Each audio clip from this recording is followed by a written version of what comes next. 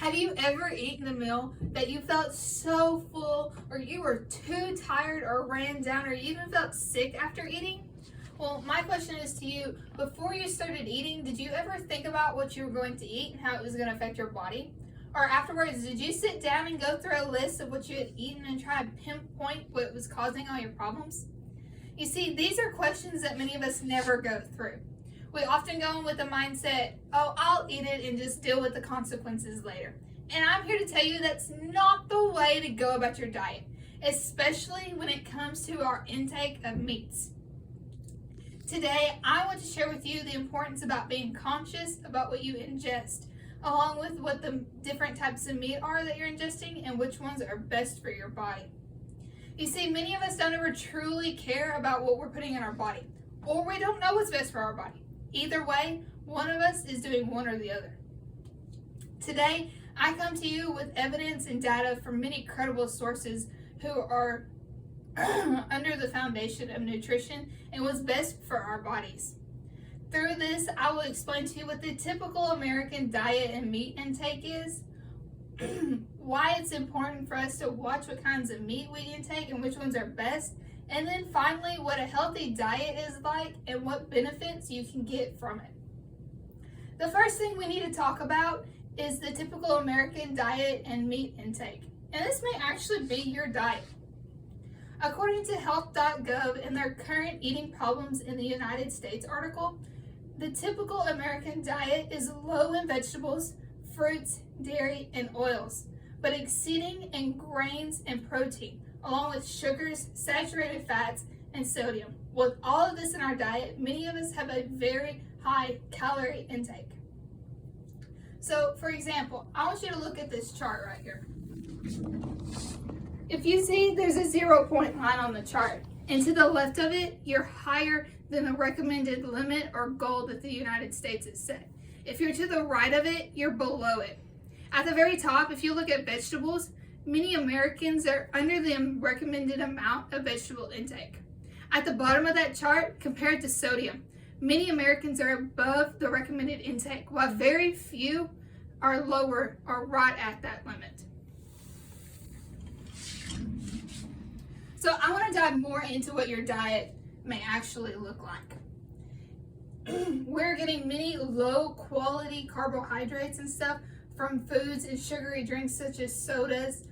Many of our proteins are coming from red, unprocessed meat or processed meat, and energy from our saturated fats in our food.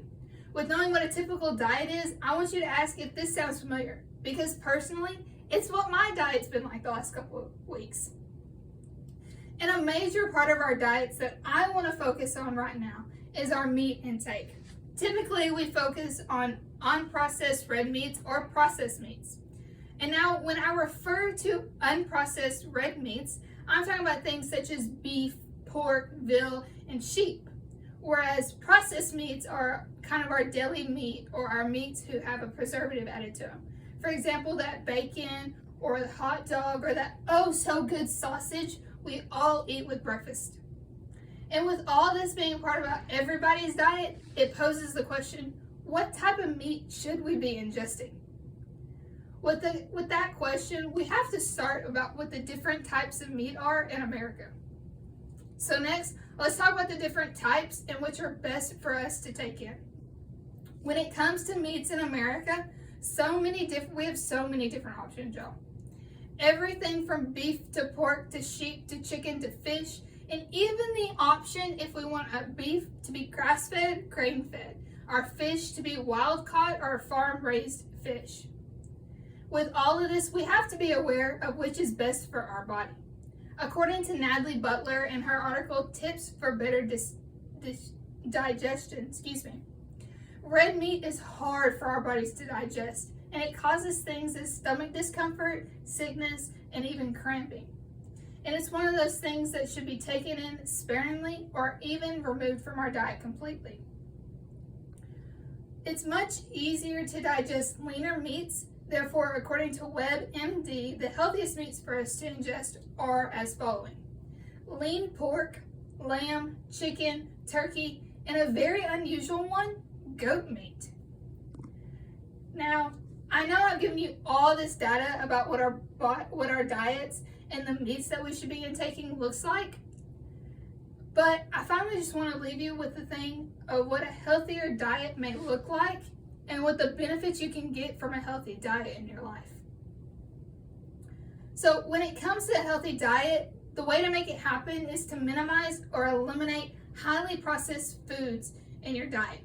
Eating things such as nuts, avocados, olive oil to get that high quality fat, while whole grains and fruits for your carbohydrates, soy, fish, dairy, and eggs for your protein, and all this having a very diverse diet, making sure you're getting vitamins, minerals, and fiber that our body needs on the daily to function.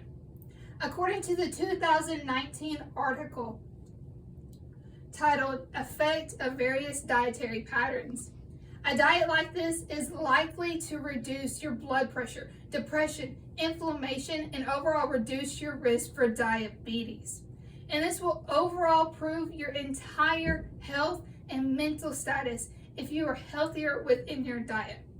I hope that through this presentation, I've shown a light on the need for a healthier diet and to be more conscious about the meats that you're putting into your body.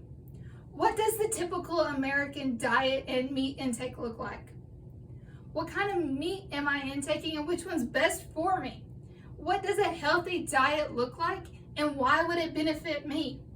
In answering these questions, I hope you are persuaded to look more into your diet, especially if you're having problems, because it's important to be conscious about what we ingest, especially when it comes to our meat. Remember, Mahatma Gandhi once said, "It is health that is real wealth, not gold or silver."